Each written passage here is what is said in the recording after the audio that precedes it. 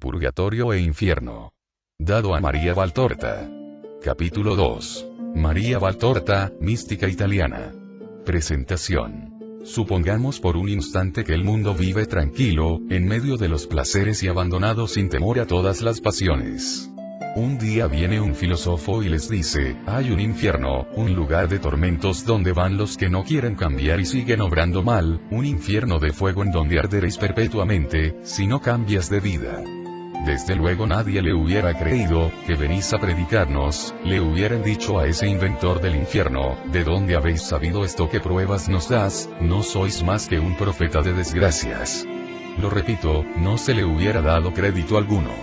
No se le hubiera creído porque en el hombre corrompido, todo se revela instintivamente contra la idea del infierno. Del mismo modo como todo criminal rechaza tanto como puede, la idea de un castigo, como también el hombre culpable rechaza la perspectiva, de aquel fuego vengador, eterno, que ha de castigar tan inexorablemente todas sus faltas. Sobre todo en una sociedad en que nadie nunca ha escuchado hablar del infierno. No solo no se le hubiera dado crédito al burlado inventor, sino que hubiera sido víctima de la cólera. Si por un imposible se hubieran dado crédito, si por una imposibilidad más evidente todos los pueblos hubiesen creído por la sola palabra del filósofo, se hubiera consignado en la historia, el siglo, el país donde él ha nacido. A continuación encontrarás el relato de la mística italiana que se llamaba María Valtorta, a quien nuestro Señor Jesucristo le habló del infierno. María Valtorta nace en Caserta, Italia, el 14 de marzo de 1897. Fue enfermera y tras sufrir la agresión de un manifestante quedó paralítica de cintura para abajo, lo que le obligó a estar postrada durante los 27 últimos años de su vida. Tuvo revelaciones de Dios quien le contó toda su vida, y que ella consignó, bajo el título de El Evangelio, como me ha sido revelado.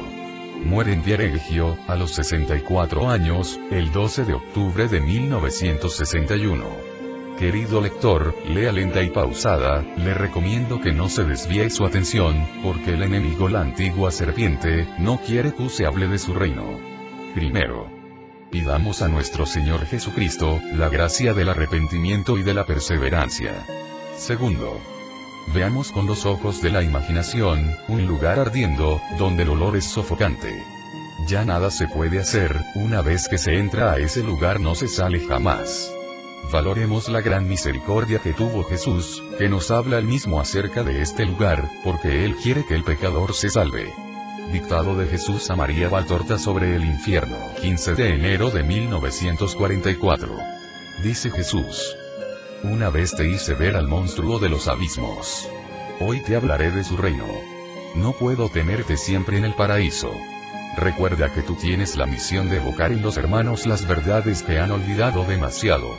Pues en este olvido que, en realidad, es desprecio por las verdades eternas, se originan tantos males para los hombres. Por lo tanto, escribe esta página dolorosa. Luego tendrás consuelo. Es viernes por la noche. Mientras escribes, mira a tu Jesús, que murió en la cruz, entre tormentos tales que pueden compararse a los del infierno, y que quiso esa muerte para salvar a los hombres de la muerte. Los hombres de nuestro tiempo ya no creen en la existencia del infierno. Se han construido un más allá según el propio deseo, de tal modo que sea menos aterrador para su conciencia, merecedora de grandes castigos. Como son discípulos relativamente fieles del espíritu del mal, saben que su conciencia retrocedería ante ciertas fechorías, si de verdad creyera en el infierno tal como lo enseña la fe. Saben que, si cometieran esa fechoría, su conciencia volvería en sí misma y por el remordimiento, llegaría a arrepentirse, por el miedo llegaría a arrepentirse y arrepintiéndose, encontraría el camino para volver a mí. Su maldad, que les enseña Satanás, del que son siervos o esclavos, según su adhesión a los deseos e instigaciones del maligno, no admite estos retrocesos y estos regresos. Por eso, anula la creencia en el infierno tal como es y construye otro, si es que se decide a hacerlo, que no es más que una pausa para tomar impulso hacia nuevas elevaciones futuras. E insiste en esta opinión hasta creer sacrílegamente que el mayor pecador de la humanidad puede redimirse y llegar a mí a través de fases sucesivas. Hablo de Judas, el hijo predilecto de Satanás. El ladrón, tal como está escrito en el Evangelio. El que era concupiscente y ansioso de gloria humana, como yo le defino. El Iscariote que, por la sed insaciable de la triple concupiscencia, se convirtió en mercante del Hijo de Dios y que me entregó a los verdugos por 30 monedas y la señal de un beso. Un valor monetario irrisorio y un valor afectivo infinito. No. Si él fue el sacrílego por excelencia, yo no lo soy. Si él fue el injusto por excelencia, yo no lo soy. Si él fue quien con desprecio derramó mi sangre, yo no lo soy. Perdonar a Judas sería un sacrilegio hacia mi divinidad, que traicionó. Sería una injusticia hacia todos los demás hombres que, en todo caso, son menos culpables que él y que, aún así, son castigados por sus pecados. Sería despreciar mi sangre y sería, en fin, faltar a mis leyes. Yo, Dios uno y trino, he dicho que lo que está destinado al infierno, quedará en él eternamente, porque de esa muerte no se surge a una nueva resurrección. He dicho que ese fuego es eterno y que acogerá a todos los que cometieron escándalos e iniquidades. Y no creáis que esto dure hasta el momento del fin del mundo. No. Al contrario, tras la tremenda reseña, esa morada de llanto y de tormento se hará más despiadada, porque el infernal solaz que aún se concede a sus huéspedes, poder dañar a los vivos y ver precipitar en el abismo a nuevos condenados, ya no será posible y la puerta del abominable reino de Satanás será remachada y clausurada por mis ángeles para siempre, para siempre. Será ese un siempre cuyo número de años no tiene número. Un siempre tan ilimitado que, si los granillos de arena de todos los océanos de la tierra se convirtieran en años, formarían menos de un día del mismo, de esta inconmensurable eternidad mía, hecha de luz y gloria en las alturas para los benditos. De tinieblas y horror en el abismo para los malditos. Te he dicho que el purgatorio es fuego de amor. Y que el infierno es fuego de rigor. El purgatorio es un lugar en el cual expiáis la carencia de amor hacia el Señor Dios vuestro mientras pensáis en Dios, cuya esencia brilló ante vosotros en el instante del juicio particular y despertó en vosotros un incolmable deseo de poseerla. A través del amor conquistáis el amor y, por niveles de calidad cada vez más viva, laváis vuestras vestiduras hasta hacerlas cándidas y brillantes para entrar en el reino de la luz, cuyos fulgores te hice ver días atrás. El infierno es un lugar en el cual el pensamiento de Dios, el recuerdo del Dios entrevisto en el juicio particular no es, como para los que están en el purgatorio, deseo santo, nostalgia dolorida más plena de esperanza, esperanza colma de serena espera, de segura paz, que será perfecta cuando llegue a convertirse en conquista de Dios, pero que ya va dando al espíritu que purga sus faltas una jubilosa actividad purgativa porque cada pena, cada instante de pena, le acerca a Dios, su único amor.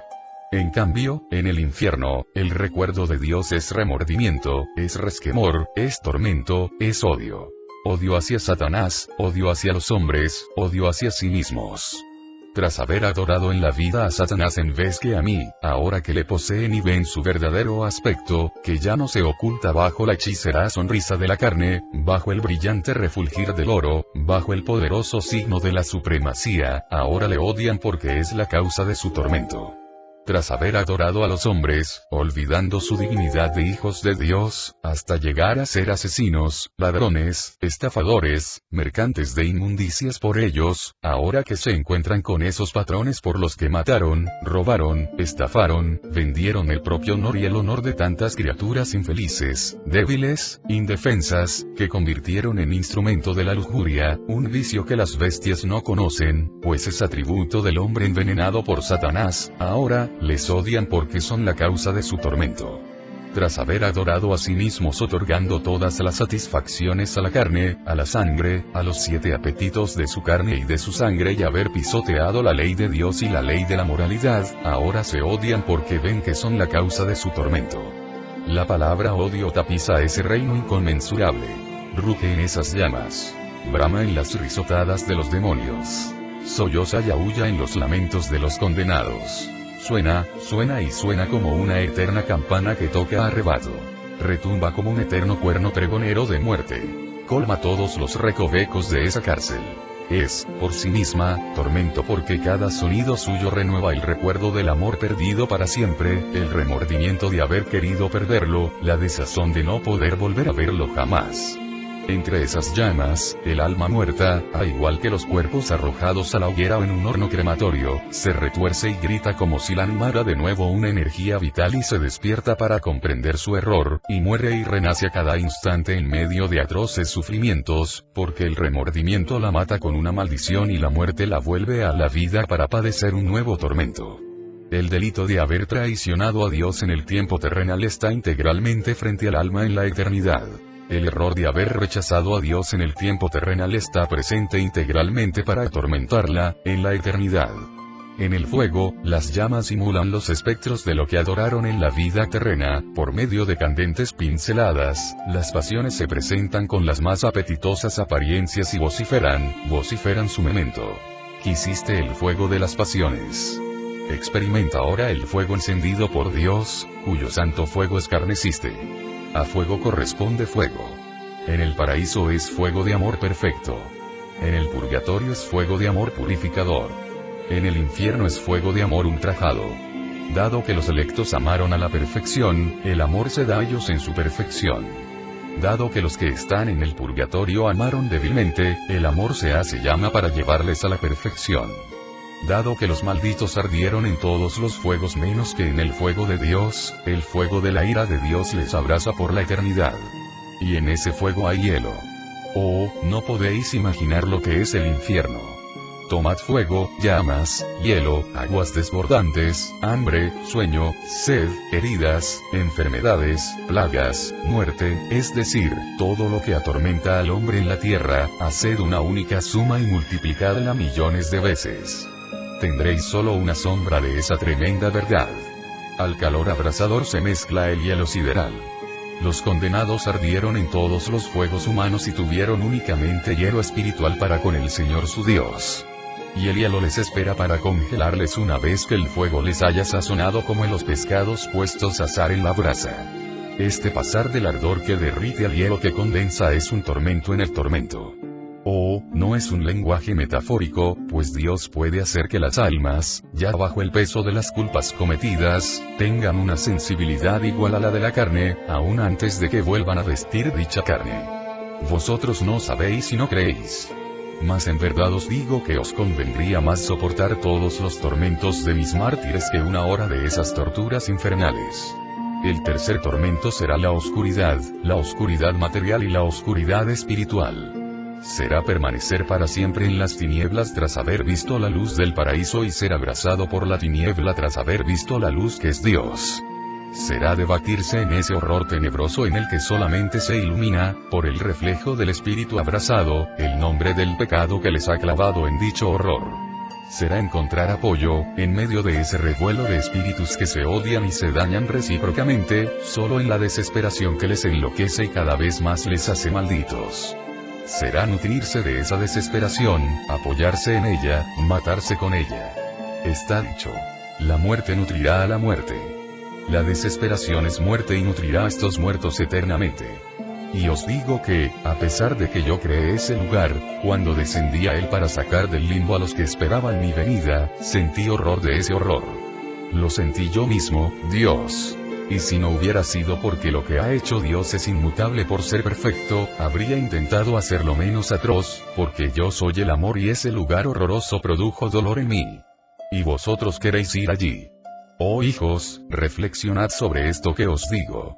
A los enfermos se les da una amarga medicina. A los cancerosos se les cauteriza y cercen el mal. Esta es para vosotros, enfermos y cancerosos, medicina y cauterio de cirujano.